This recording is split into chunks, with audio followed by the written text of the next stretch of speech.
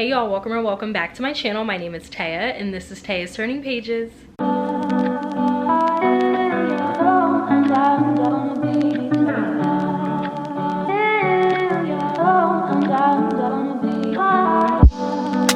So as you can tell by the title, as well as just the overall theme and setup of this video, I am finally going to be filming a reading vlog. And guys, it has been at least 5 or 6 months since I filmed and uploaded my last reading vlog. I will leave that linked up above in the cards, just in case you are new and you just haven't seen any of my reading vlogs before. But there is really no good excuse as to why I stopped filming reading vlogs. I actually like filming these type of videos. I think it was because of the move. Like I told you guys in previous videos, this move really did a number on me and Marcus. We definitely didn't foresee our move out being as chaotic and busy and just physically taxing as it was. So next time when we move, we're definitely getting movers. But I just feel like that whole experience threw me off when it came to my reading schedule and booktube schedule and things like that. So now that I'm a bit more acclimated and settled in this space, I'm definitely going to start picking those back up because I really like those type of videos and it's fun to be able to see people's reactions in real time. This reading vlog idea actually popped up into my head at the very last second. I wasn't even going to film this nor upload this, but because I got the other book that I'm going to show you in a second in the mail, I decided that these two books would make the most sense in a reading vlog, especially because it still is National Hispanic Heritage Month. It's currently Sunday, September 25th, and National Hispanic Heritage Month ends on October 15th. So I am going to be cutting it a little bit close with uploading this video, and I'm sorry about that. But like I said, this idea just popped into my head not too long ago. So I'm going to hope and pray that I can actually film this video and upload it successfully within the time frame. But I don't know, we'll see. So the first book that I'm actually going to read for this video is Mexican Gothic by Sylvia Moreno Garcia. And I actually featured this book in my spooky season TBR video. So this is actually going to kill two birds with one stone because I'm going to be reading it for that spooky season TBR, but also for this vlog and to also commemorate National Hispanic Heritage Month. So I'm really excited about that. I know that this book is really popular and it's a fan favorite, so I probably don't even need to give a synopsis, but I'm still going to give it anyway, just in case you don't know what Mexican Gothic is about or you haven't heard of this book. I'm actually just going to read the synopsis versus me just putting it into my own words because I really don't feel like it, to be honest. So in the flap here it says, after receiving a frantic letter from her newlywed cousin, Noemi Tobata heads to High Place, a distant house in the Mexican countryside, unsure what she will find.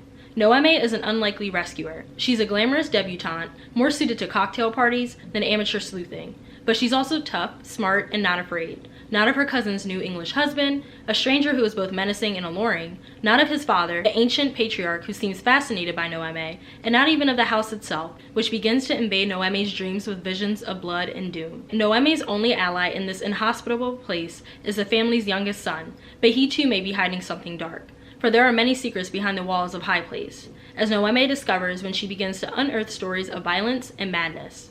Mesmerized by this terrifying yet seductive world, Noemi may soon find it impossible to save her cousin or even escape this enigmatic house. I'm really excited to read this book finally because so many people love and praise Mexican Gothic and Sylvia Moreno Garcia in general, and I've always wanted to read this book and I've always wanted to read something by Sylvia Moreno Garcia, but I kept putting this book off because I just figured it was going to be really, really scary, and you guys know that I'm not into horror, and hearing that synopsis where they talked about something invading Noemi's dreams involves blood and doom, I am already kind of turned off by that. And I heard that this book does get pretty descriptive with some graphic detail when it comes to gore and blood, so not really excited about that, but I'm gonna try to push through it and actually read this story because like I said, I've been wanting to read this one for a long time, so we'll see how it goes. But this is going to be the first book that I start off with for this vlog, and the second book that I plan on reading and comparing it to Mexican Gothic is The Hacienda by Isabel Canillas. I just wanted to take a minute to appreciate the cover because this is absolutely stunning. The color palette, the gothic nature of it all, just the creepy, haunting setting, and again, color palette is just beautiful. Just like Mexican Gothic, I think that cover is absolutely gorgeous, but I also think that this one is too. And I just love her red dress. I was actually going to pick this book up when it became a selection for Book of the Month. I don't remember when this came out on Book of the Month, but I know that this was one of their picks, and I was going to pick it up, but I decided against it because when I read the synopsis in full, I genuinely got terrified, and I just figured that I would not want to pick this up because this one does sound like it's really scary. Like Mexican Gothic sounds intense, but this one really sounds intense. It has a few things that I don't really like to watch watch when it comes to horror movies and just even reading books in the horror genre. It has a few elements that I'm not particularly keen on really like diving into, and I will get into that when I read the synopsis. But I decided to just grow up and pick up this book to try to give it a read, because I really want to compare and contrast this to Mexican Gothic. And I know I probably shouldn't do that, but in the flap here, it does say that this is like a mix of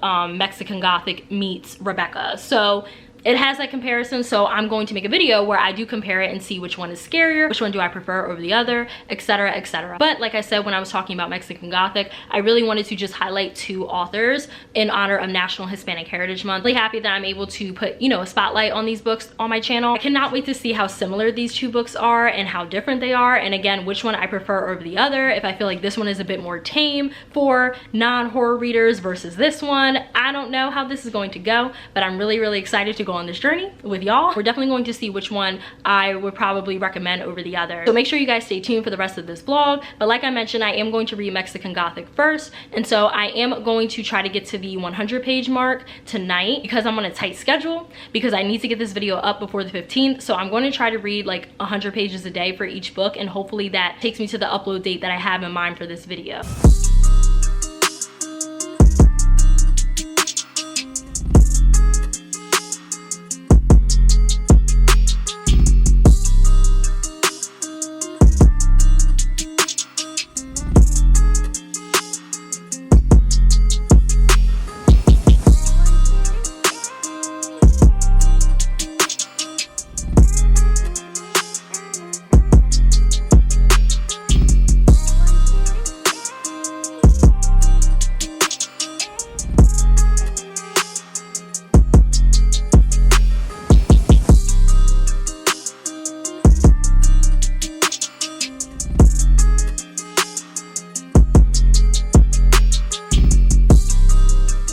Hey y'all, so it's officially 11:39 and I finally made it to page 100, or like around the 100 mark, and I'm specifically on chapter 10, and I have a lot of thoughts already. First things first, I love the color of the book without the dust jacket. I just think that this red is absolutely gorgeous, and honestly it's very on theme with the actual book and the story itself.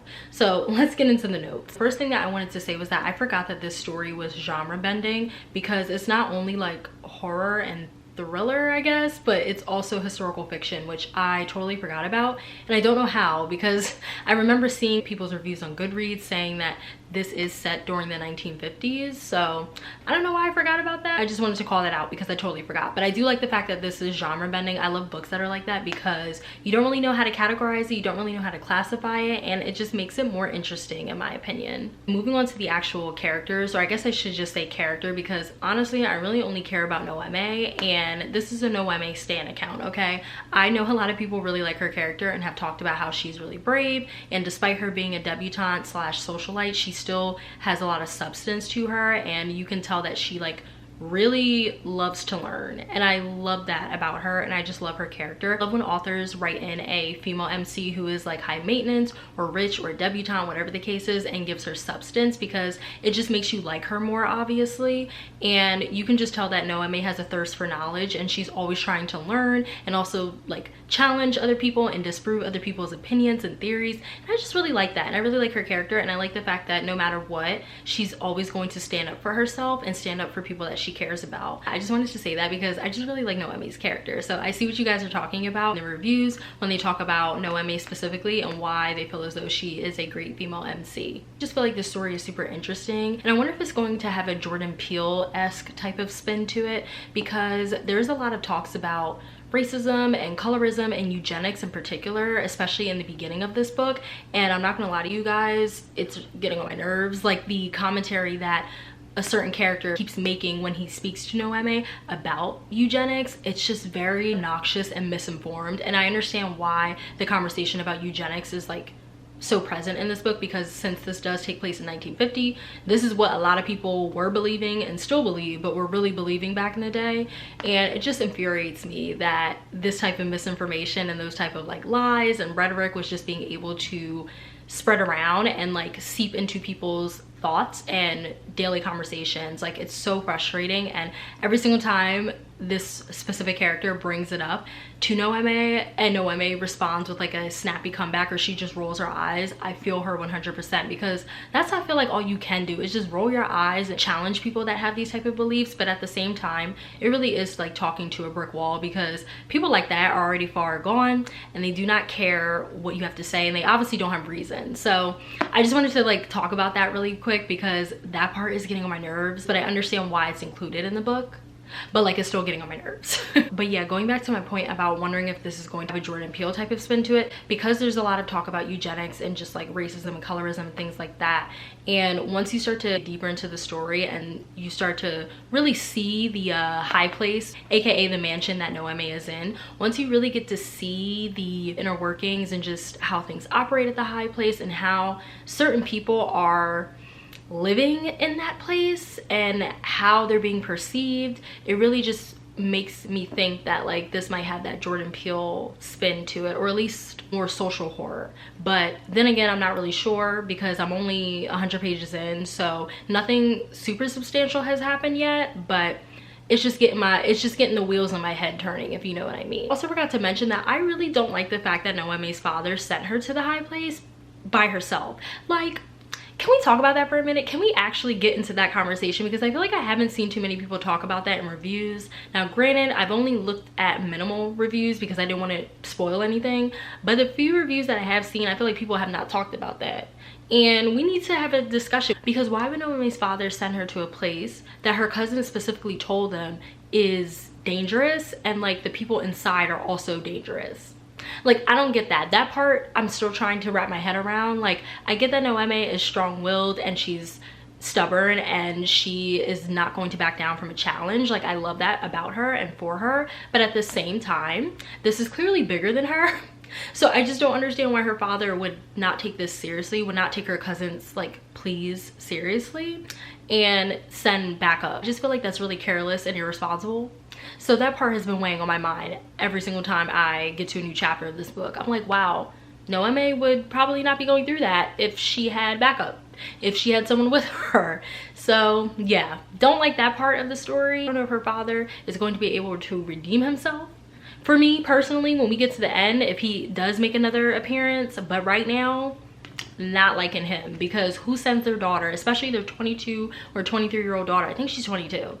She's in her 20s. Who sends her 20-year-old daughter literally into the lion's den without any assistance? Noemi's father, that too. The last thing that I wanted to say about these particular chapters and just where I'm at right now is that I feel like the nightmares and visions that Noemi has are absolutely disgusting, disturbing, and terrifying. So this is another book where I feel like I'm going to have to read this during the day and not 11 o'clock at night, because some of the stuff that Noemi has been going through is making me want to jump out of my skin. I don't like it. Like, at all. I do not fare well when books have characters that have like disturbing visions and things like that, and hallucinations. Like, I still will pick up books that have that, obviously, but every single time I read it, especially at night, I regret it because of just how disgusting and terrifying it sounds. There's also like a big emphasis on mushrooms in this story, and I don't like that either. Mushrooms make my skin itch. Like, I do not like the sight of mushrooms. I do not like how they look, especially when they're like grouped or clustered together. I hate it. I hate it. And this book has a pretty big emphasis on mushrooms, and they appear in Noemi's vision sometimes, and I just can't. I can't do it. So I'm not gonna lie to you guys, I'm probably gonna like skip some of those parts because I just don't like mushrooms. I obviously don't like eating them, and I don't like even the sight of them because they just look nasty. They always have, and I've always felt that way since I was a kid. Whenever I would see them when I was outside playing with my friends, I would literally always look at them like and go the other way or just not get near them because they're just nasty looking things. Like, they're fungi, so obviously they're not going to be cute, but like, I just can't. Hey y'all, so it's actually Monday, September 26th at 7:03 p.m. So it is the next day. I'm actually really excited to get back into it. Like I said before, this book is really spooky. Like, I love the fact that Silvia Moreno Garcia really plays into the atmosphere and the spookiness of this mansion and the woods and cemetery surrounding it. I don't think I touched on the atmospheric writing as much in the previous clips, but I will say it here. I love the fact that this book is very atmospheric. I think Silvia Moreno Garcia did a phenomenal job with really showing the reader how creepy and dreary and gloomy and just even doomy the mansion really is. Like, I'm actually really scared for Noemi, and I am 100 pages in already, and like I said yesterday, nothing extreme has happened, but I feel it coming. Like, it's like an impending thing. Like, I know something is lurking around the corner. I know something is about to pop off, especially for Noemi, but I'm scared for my girl. I am, because she's by herself, and I just feel like this is bigger than her. So definitely can't wait to jump into this and see what happens in the next 100 pages. But once I get to that 200 page mark, I'll definitely be sure to check in, let you guys know what I'm thinking, and then we're gonna turn this camera on tomorrow, and then I'm gonna give you my final thoughts, because there's only 301 pages for this story, which is great. So yeah.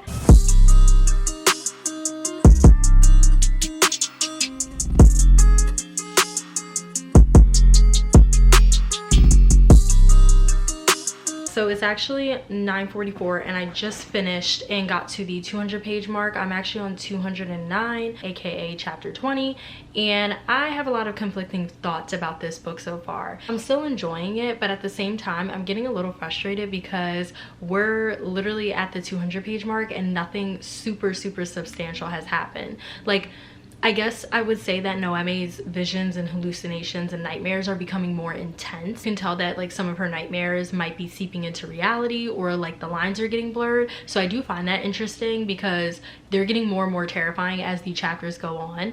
But at the same time, I just feel like nothing actually has happened, like in terms of her trying to save her cousin and escape this mansion. Like, I just feel like nothing is happening, and it's kind of bothering me. I've said this before, I don't really care for slow burn thrillers or horror books. Like, I understand why authors do it, and I understand that sometimes they have to be done, but that doesn't mean I always agree and or like that. And I just feel like I'm not really enjoying the slow burn pacing of this one, but I'm still enjoying the actual like plot itself, and I really do love the atmospheric writing and tone, and I truly love Noemi's character. I just think that she is highly intelligent, and I love the fact that she is so progressive during this time period. Like, you can tell that she really does not give a fuck about what men have to say to her, and she's just going to do what she wants when she wants, and I love that.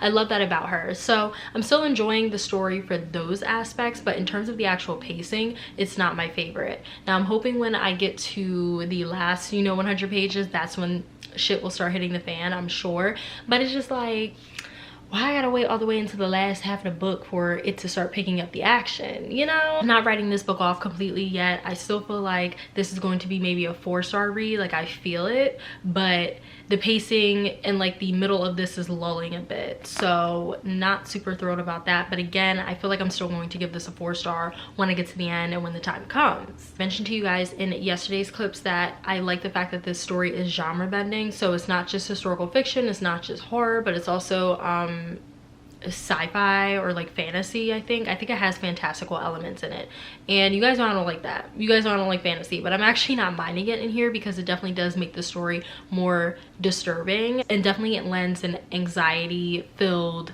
like tone and atmosphere to the story. I just feel like I'm holding my breath every single time I turn the page, and I love when a story can do that to me because that's how you know the writing is really good. All that to say, I like the fact that this is genre bending. I'm gonna put a spoiler right here because I don't know if it is a spoiler, but I'm just gonna put it here anyway, so skip ahead.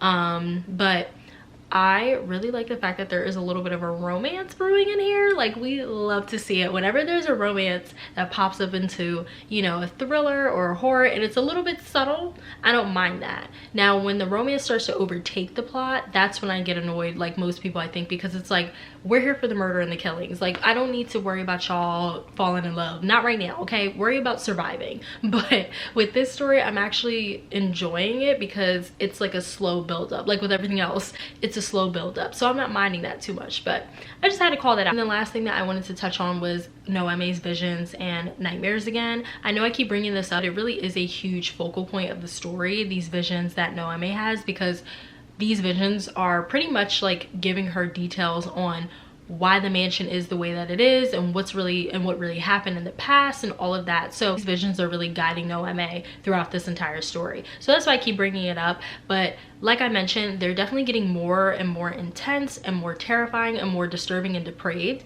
and it's making my stomach turn. And I definitely scrunched up my face at a few chapters because some of the stuff that she's witnessing is wretched, man. Like, it is rank, and I just don't understand how some writers can come up with the wordplay and all of that when it comes to descriptions and, again, like hallucinations. Like, I just think that requires so much talent to be able to like make the reader feel that grossed out by words, you know? I appreciate good writing. I've said this before, but I appreciate good writing, and Sofia Moreno Garcia is a fantastic writer. Even if this book doesn't end up as one of my favorites of all time, I still really enjoy the writing, and I would still recommend this book just off of the writing alone because it is so atmospheric and so gloom and doom, and I love that. I also love the fact that she continues to reference different classics. So for example, she referenced Wuthering Heights. She also referenced Jane Eyre, and I think another classic. I never read Wuthering Heights, and I've partially read Jane Eyre. I need to go back to it and finish it, but reading Jane Eyre and remembering just how like gothic that mansion was that Jane was staying in, it really does like set the scene for this. I'm glad I'm able to make those connections because it really does, again, paint a vivid picture of what Noemi is going through and where she's staying at and the setting and all of that. I just think that this would be a really great movie to showcase that, because there are some things that I just still can't like really wrap my head around and 100% envision, but if it was turned into a movie, oh my gosh, horrifying. I'm sure that those would be some of the most horrifying and grotesque scenes I've ever seen in a movie. So I'm not sure if this has gotten the Hollywood green light or if it is going to at some point, but I would really consider being seated for this movie if it ever did come out. Hey y'all, so it's actually the next day. It's 2:42 in the afternoon, and I'm currently working right now, but I wanted to take a little break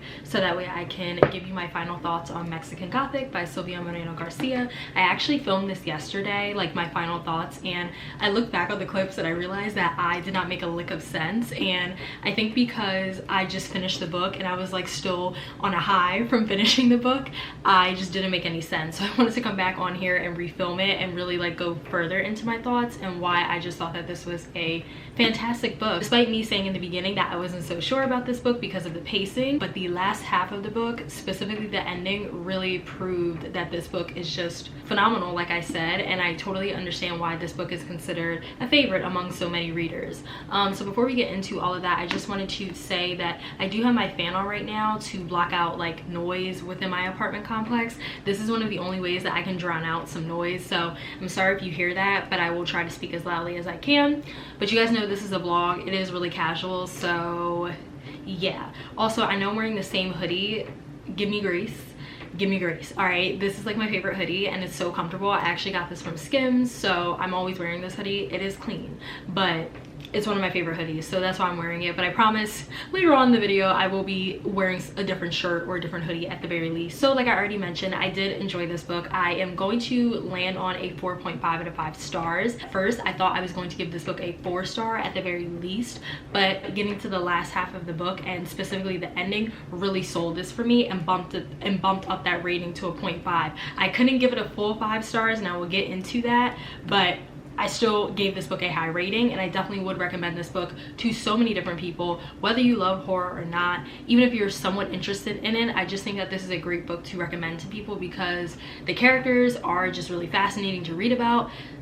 Specifically Noemi, but also the plot itself and just the true nature of what's really going on at the high place is so sick and twisted that I feel like anybody that's reading it would have their jaws dropped, you know? So going back to Noemi in particular, I know I already talked about Sofia Moreno Garcia's writing and just how I love the fact that Noemi is such a compelling character, but I have to talk about my girl a little bit more, okay? She is truly one of the best female MCs that I have read about in a long time, especially in a thriller or a horror book. I really love the fact that Noemi did not back down from a challenge, and she was going to fight with everything that she had in order to save herself and the people that she cared about. Because, you know, the whole badass and just like empowered female thing, I just love that archetype. Katniss Everdeen is one of my favorite characters of all time. Really shouldn't be a surprise that I love Noemi's character just as much, but yeah, I really love the fact that she was so brave, so fearless, and she wasn't going down without a fight. I also love the fact that she never lost sight of who she was. Yes, she's a debutante. Yes, she's a socialite, but she's so much more than that. She has so much substance to her,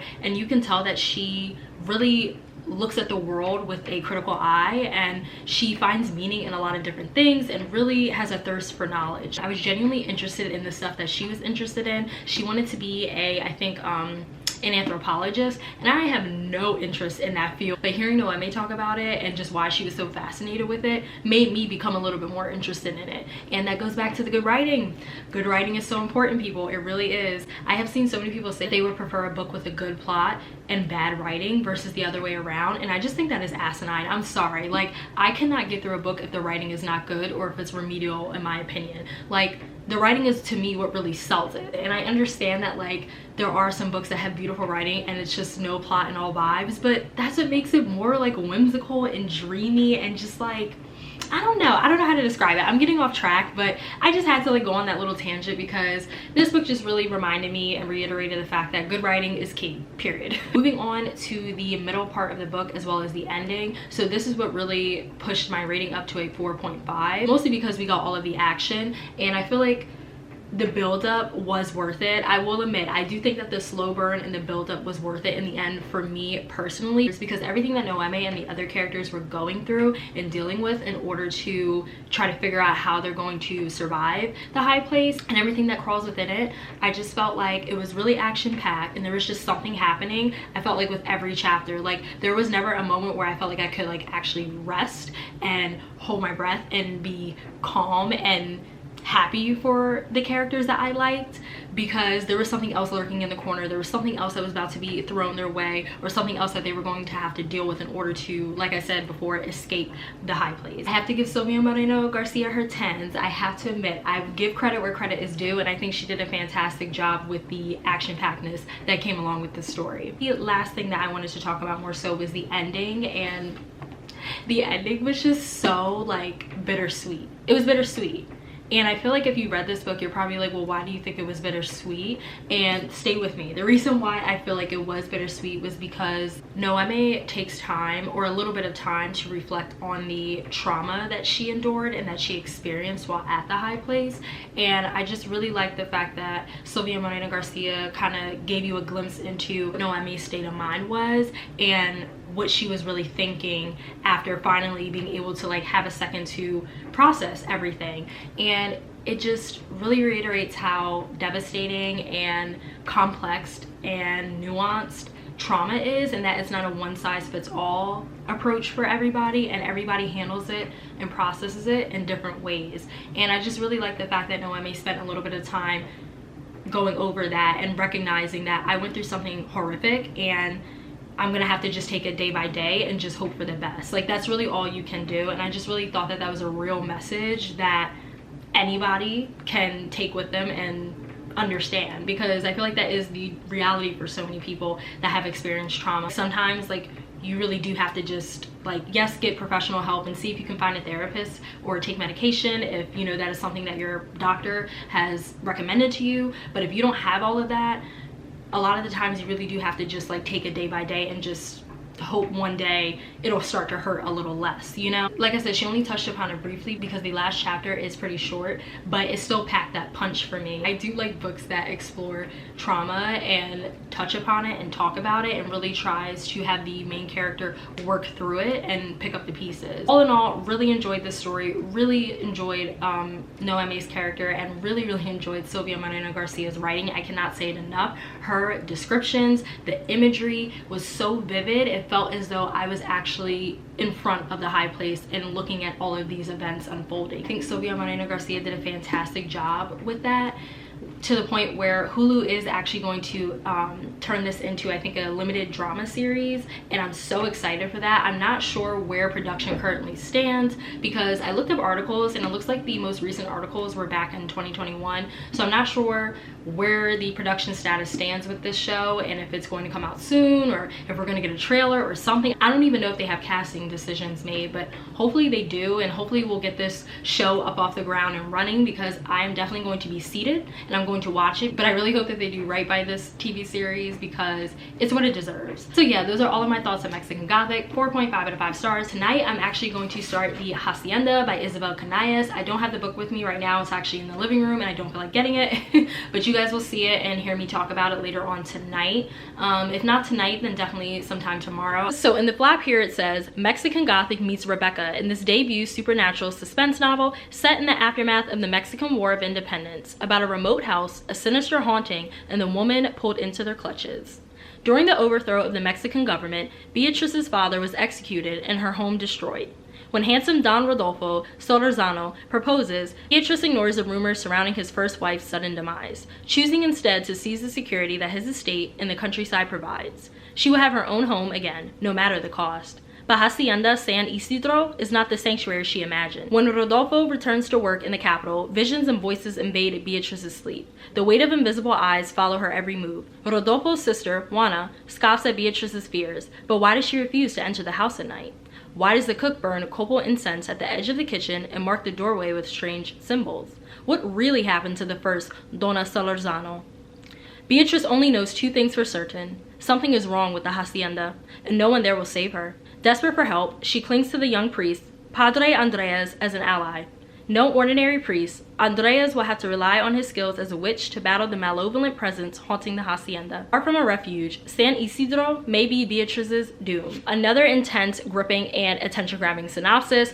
This one, like I said, scares me a bit more than Mexican Gothic just because it has elements of like religion and witchcraft and things like that, and usually I don't really like to read books or watch movies that have those elements in it, more so the religious aspects. I do not like demonic and possession type of movies and that whole genre. I just never have. It gives me the creeps, like the genuine creeps. I'm really scared for this one, and I feel like I'm going to have to read this one during the day mostly because I can't handle that. Similar to Noemi and Mexican Gothic, Beatrice is also going to have visions and hallucinations that are about doom and blood and death and all of that.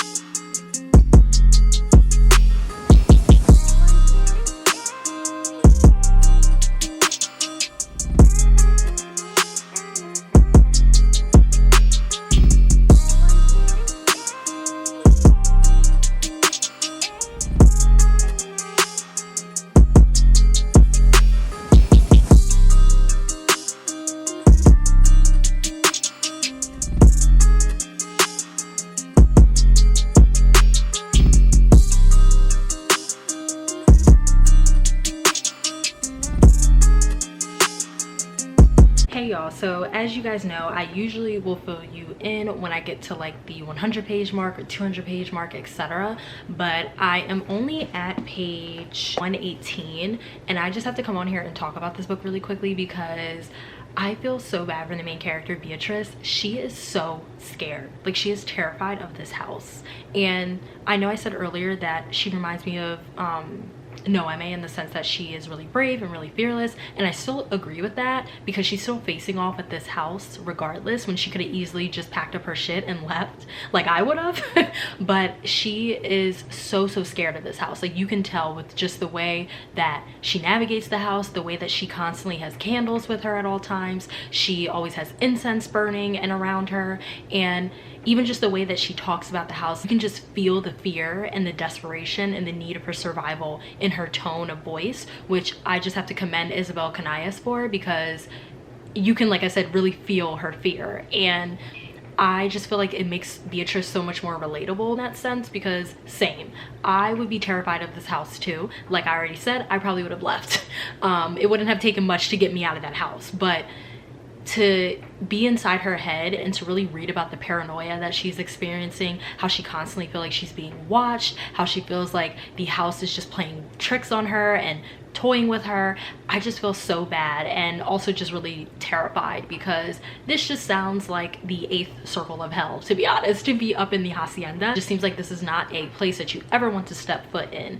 And I also really like the fact that this goes into the whole discussion about how some people are just genuinely afraid of the dark, and I am one of those people. I am not ashamed to admit it. Yes, I am an adult, but I still do get creeped out by darkness. I don't know what it is. I don't know why. I guess it's just because your sense of vision is limited and restricted, and I know that your hearing is more so increased, which is fine, but I need to be able to see too, you know what I mean? I need to be able to see all my perimeters, the corners. I need to be able to see what the hell is going on and what is near me and what's not near me. So I truly relate to Beatrice's fear of just not wanting to be in this house, but especially not wanting to be in this house or anywhere near this land at night. She talks a lot about how candles are her saving grace and how fire is just such a source of comfort for her because it brings light. And I just really like that type of representation, okay? I like the fact that there is an adult character that talks about how being in the dark is really scary, because it is. I'm sorry, like, it is. But I'm still going to continue reading, and we'll definitely check back in when I get to this 200 page mark, because I'm sure a lot of stuff is going to happen by that point, because a lot of stuff is already happening right now. And I just can't wait to see how this all unfolds and what's really going on at the hacienda. Like, Beatrice discovers something that's really eye-opening, and it definitely raised the stakes of the story. So yeah, cannot wait to see how this all unfolds and what's really going on here. And another thing that I wanted to add that makes this story different from Mexican Gothic is that I feel like Mexican Gothic really focuses on the horrors of humanity and just how like terrifying human beings can be, and really just focusing on the scary nature of the people within the high place, whereas this book truly focuses on the house and how the house is its own evil entity, and that's more scarier than like any human being. So I just really like the juxtaposition and the differences between these two books. It's definitely giving like Monster House, but like more so on steroids. That's like the best way I could describe this book in my opinion. Like, it's definitely giving me Monster House vibes. So yeah.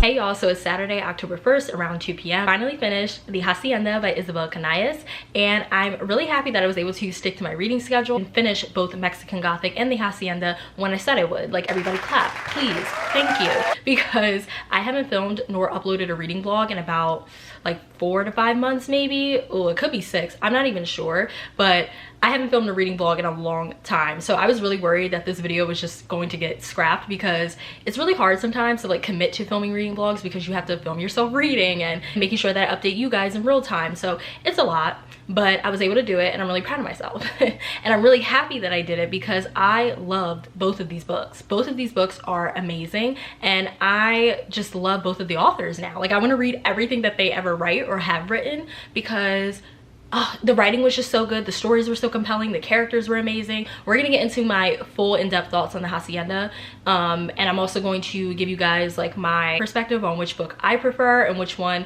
just resonated with me a bit more. So getting into my in-depth thoughts about the Hacienda, the first thing that I will say is that this book, 5 out of 5 stars. Easy 5 out of 5 stars. I loved this book down, okay? Loved it so much. I was so invested, so like entertained, and just on the edge of my seat throughout the entire story, because I did not know how the main characters Beatrice and Andreas were going to be able to get out of this house and this story alive. And it was just so good. Isabel Canales' writing is immersive, it's engaging, it's captivating, and it's just so vivid and descriptive in the best way possible. I loved how atmospheric this book felt. I truly felt like I was at Hacienda San Isidro, and I was in the valley and just witnessing everything that Beatrice and Andreas were witnessing. The mention of how the skies looked and the valley looked and everything like that, it was just absolutely stunning. And I love when authors have that atmospheric, intoxicating writing. Going back to my character analysis, so I have to talk about Beatrice again, because listen, I know I said in the beginning that I wasn't feeling super connected to her character. I felt that she was very standoffish and very guarded, and I understood why, and she had every reason to feel that way, but I just didn't feel super connected to her in the beginning. Well, as we progressed through the story, that changed completely, and I loved Beatrice so much. Just as much as I love Noeme from Mexican Gothic. There are so many similarities between the two characters that it is uncanny, but there are also so many stark differences as well. And I just love that both of these characters can stand on their own, but also have those comparisons drawn, you know? So I don't want to repeat myself, because I already talked about briefly how I felt about Beatrice's character in terms of her bravery and her fearlessness, and that still rung true throughout the entire story. But I just really wanted to talk about how compelling she was as a character. I just felt so like, I don't want to say bad for her, because I don't want to make it seem like I pitied her, because I didn't, but I empathize, I guess that's the right word. I empathize with her character. I really hated the hand that she was dealt in this story. She went through so much turmoil and so much heartache and loss and trauma from such a young age, and that carried all the way throughout her adulthood throughout this story. And I just really empathized with her, and I felt for her, and I just wanted her to have a peace of mind. That's honestly all I wanted for her out of the story, was her to just have a peace of mind and some tranquility and some calmness, because she never really got that throughout her life. And it's sad, you know, especially because like this is a reality for so many people, not like what she went through at the hacienda, but in terms of just like dealing with the hand that you were dealt from life, and it's a shitty hand, you know. So I just really connected with her, and I rooted for her throughout the entire story. I rooted for her well-being, and I was just hoping that she would make it out of the situation in one piece. I just felt like I saw so much like growth from the first page until the very end when it came to her and how she interacted with other people, and how she started to open her heart towards the end of the story to the other characters that she grew fond of and that she surrounded herself with. So I love when characters have a good story arc, a good character development, a good growth moment. Like I love that, because it just makes you feel more connected to them, and it just gives them so much more depth and substance that you wouldn't typically get if they didn't have that, in my opinion. Team Beatrice, we stand. And honestly, her and Noeme, they really could be cut from the same cloth. Like they could be sisters, they could be cousins, if we be honest. With the way that both of their personalities were,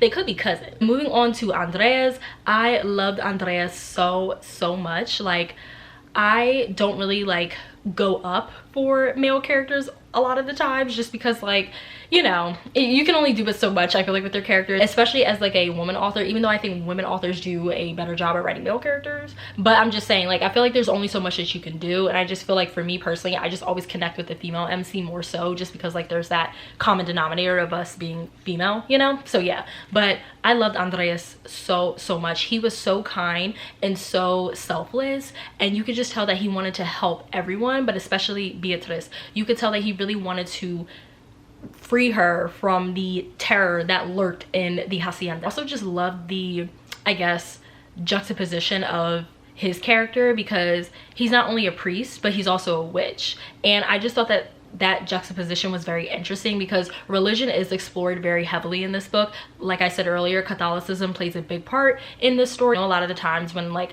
I watch movies or read books that have a focus on Mexican heritage, I feel like a lot of the characters in those books and movies are devout Catholics. Obviously understood why that was a huge focal point of the story, especially because this does take place during the Spanish Inquisition, and like I said, I understood the reasons behind that. I didn't mind that at all. I love learning more about the Spanish Inquisition, as well as just like how religion and the war really did go hand in hand with one another, and how a lot of people found solace in their religion during that turbulent time. So I really loved all of those aspects of the book and the elements, but I just thought it was so interesting that Andreas was, again, not only a priest but also a witch. He had that lightness but also that darkness, and he had to balance it as well as he could throughout the story. And you could just tell that there were certain moments where he didn't want to tap into the darkness, but he knew he had to in order to exorcise the house and try to figure that out. Like, I just loved that whole tug and pull situation that he was dealing with, and it just made his character more interesting, more well-rounded, and more two-dimensional, in my opinion.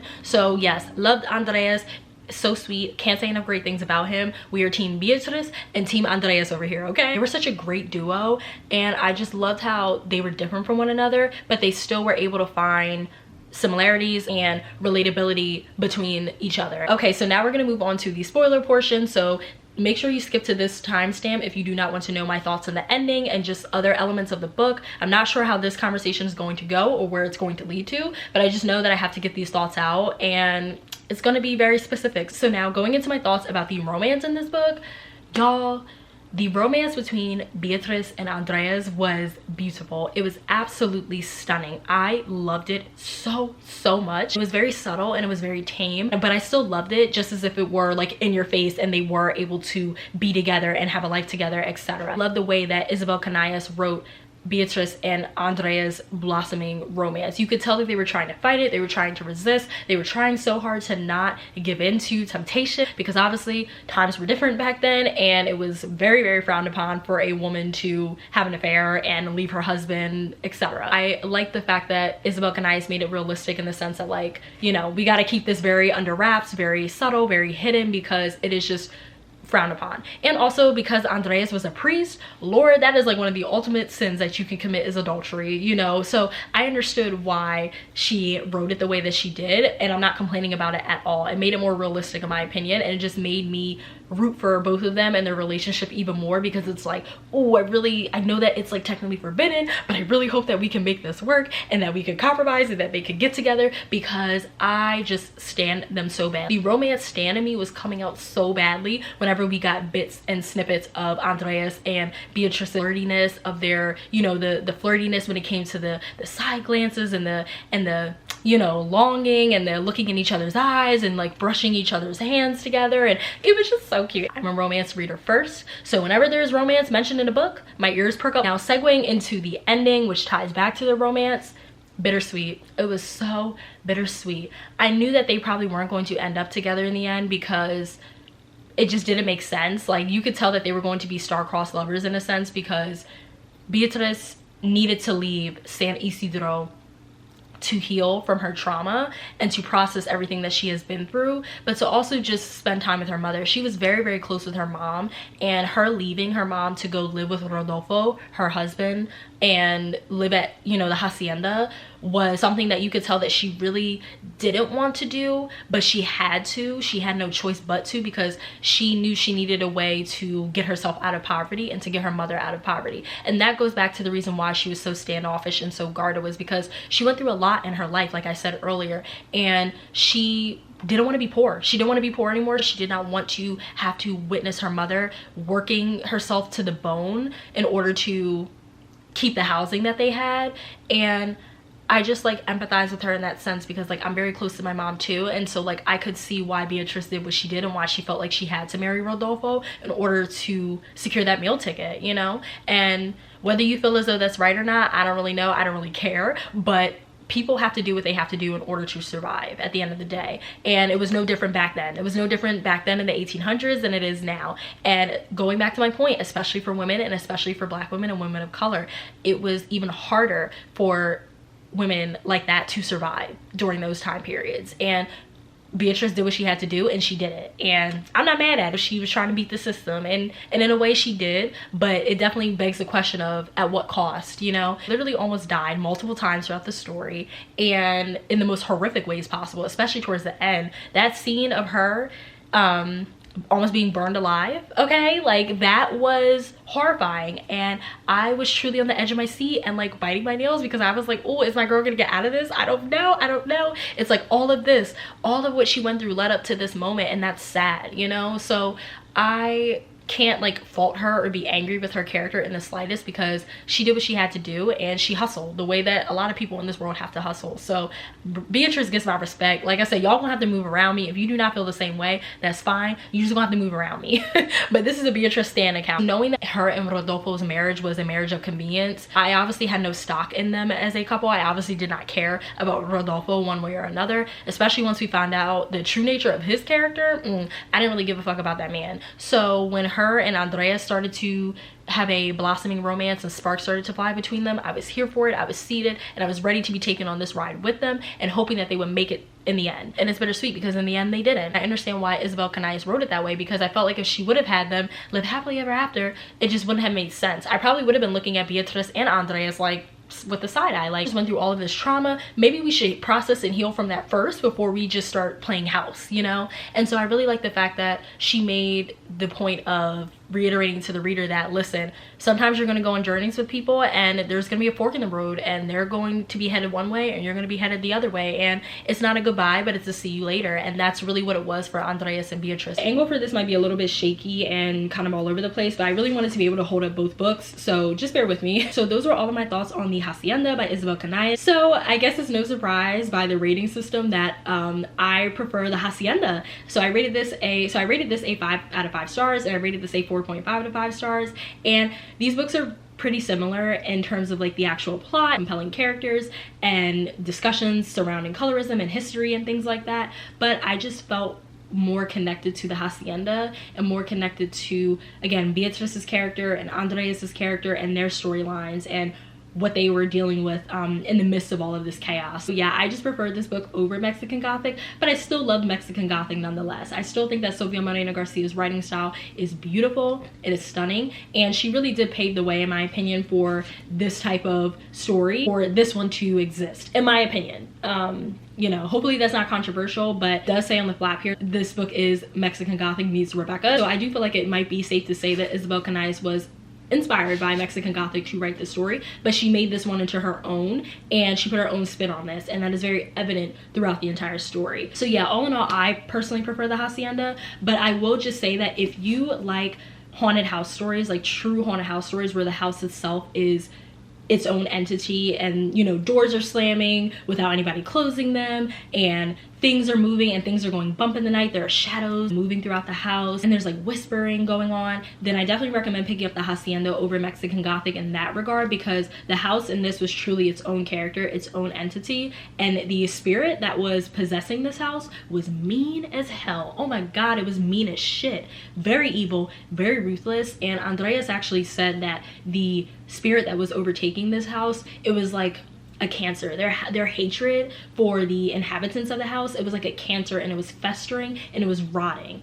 And that's exactly how I would describe it. Like, the spirit of this house was so fucking mean and so fucking nasty. So if you like true haunted house story, you prefer your books to be more fast-paced and like jump right into the action, then you should definitely pick up this book. We got to the action really quick, there was no time to waste, and this spirit let Beatrice and the reader know that they were not here to fuck around. This one was slow burn, in my opinion. I feel like we didn't really get to a lot of the action until the last half of the book. But if you like horror and like paranormal stories that more so focus around like human beings and how human beings are terrifying within their own right, and like humankind is terrifying within its own right, then I think you would prefer Mexican Gothic more so. But either way, both of these books were hits, and they were both refreshing and unique in their own way. Like, they can both stand on their own, and I would recommend both of these books to people. It just boils down to what you prefer in your books. And I love a good ghost story, I love a good haunted house story more specifically. That's another part of the reason as to why I prefer this one, just because I love a good haunted house story. I love when the house itself is its own entity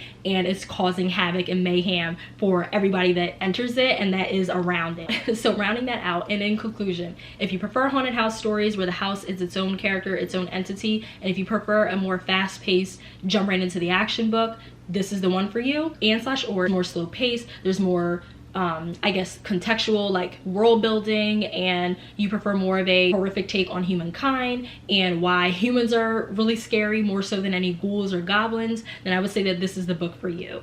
But all in all, I recommend picking up both of these books because both of them were phenomenal. They were both written by Latinx authors, and we need more spotlights on books written by Latinx authors, because listen, these books were way too good to not have a spotlight on them, okay? So yes, shout out to Isabel Canais and shout out to Sofia Moreno Garcia. I really hope that one day they have a crossover or like collab, because it's what the world needs. It's what Taya needs. I'm not sure if they have, you know, spoken to one another, or if they have something in the works. I need to check out their Instagrams to see if there's any evidence that points to that. But if not, I need these two ladies to collab. Like, ladies, can we collab, please? Can we make a joint book or a joint horror story? Because I think that would eat down with both of them.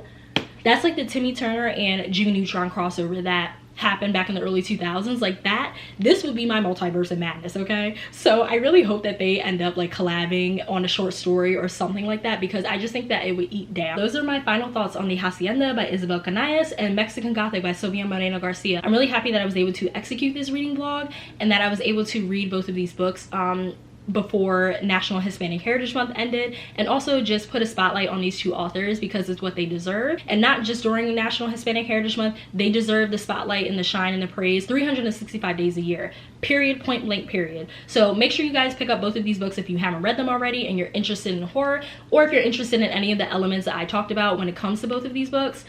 Just give it a read. I hope you guys enjoyed this reading vlog. Please make sure you like, comment, and subscribe. It really helps me and my channel out. And lastly, please make sure you follow me on Bookstagram as well as Storygraph. I will leave all of that information linked down below, as well as at the end of the video like I always do. I will see you guys in my next video. Bye!